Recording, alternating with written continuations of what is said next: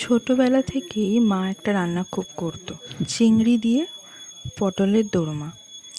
আমি আগে খেতাম না, কারণ পটল কোনো দিনই আমার খুব একটা প্রিয় না। একদিন মা এক প্রকার জোর করেই খাওয়ালো, কিন্তু তারপর থেকে পটলের আর কোনো রেসিপি খাই না খাই, এটা নিশ্চয়ই খাই। এইভাবেই পটল থেকে সব ভেতরের দানা টানা এগুলো বার করে নিয়ে এরকমভাবে ওগুলোকে পেস্ট করে পটলটাকে হালকা ভেজে নিতে হবে উপর। তারপর কড়াইতে পেঁয়াজ, টমেটো আর চিংড়ি মাছ এই তিনটে ভেজে নিতে হবে ভালো করে, নাড়িয়ে চাড়িয়ে।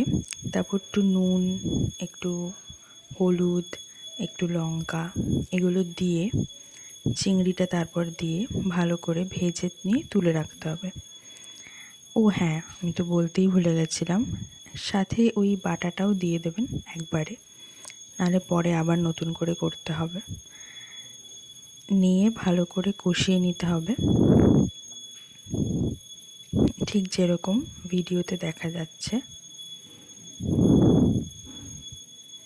এবার আলাদা করে নিয়ে ওগুলোকে, যে ভাজা পটলটা আমরা তুলে রেখেছিলাম ওর মধ্যে ভালো করে ভেতরে ঢুকিয়ে পুর দিয়ে দিতে হবে।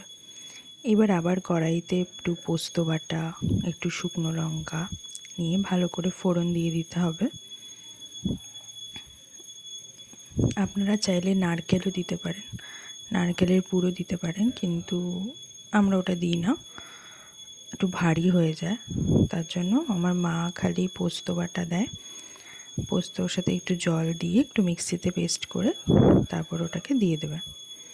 তারপর ভালো করে কষানো হয়ে গেলে এর মধ্যে একটু হলুদ, একটু লঙ্কা, যা আপনাদের যেরকম মন মতো মশলা দিয়ে একটু জল দিয়ে এরকম দেখতে লাগবে।